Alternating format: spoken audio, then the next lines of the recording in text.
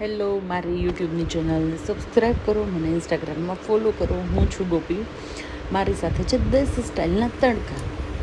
આજે આપણે બનાવવાનું છે રતલામી સેવનું દેશી વિથ પંજાબી કોમ્બિનેશન સ્ટાઇલનું શાક.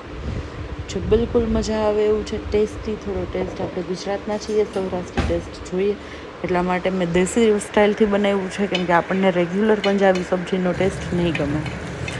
આ મરચાં જે મેં સાઈડમાં ખાવા માટે તળી લીધા છે. તેલ જ્યાં સુધીમાં આવી જાય પછી આપણે એમનો વઘાર કરી લઈએ.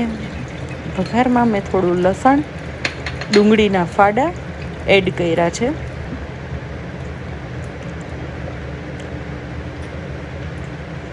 ડુંગળીના ફાડા એડ કરવાથી ને એવું લાગે કે પ્યોર પંજાબી સ્ટાઇલ સબ્જી જે મિક્સ વેજીટેબલમાં ને એમાં હોય છે એવું.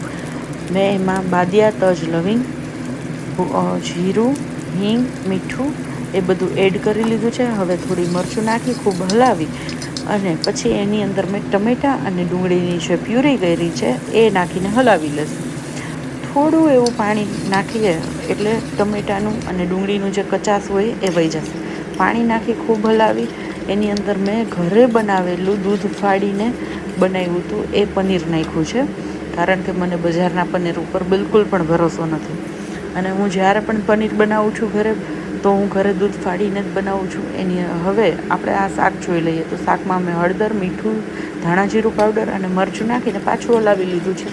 હલાવી અને ઢાંકીને થોડી વાર ચડવા માટે રાખી દઈશું.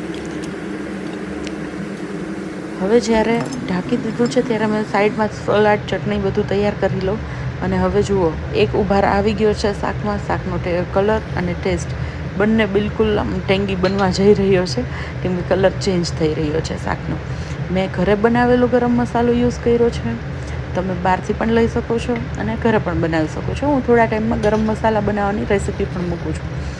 આની અંદર હવે મેં સેવ નાખી દીધી છે. જે રતલામી સેવની વાત થઈ છે આપણે, તમે રતલામી પણ નાખી શકો અને સાદી પણ નાખી શકો. રતલામી સેવથી ટેસ્ટ બહુ સરસ આવે છે અને લાઈક આમ થોડો તીખાશ પણ રહે છે. જુઓ, શાકે તેલ છોડી દીધું છે અને ખૂબ જ સરસ ગ્રેવીવાળું શાક લાગે છે.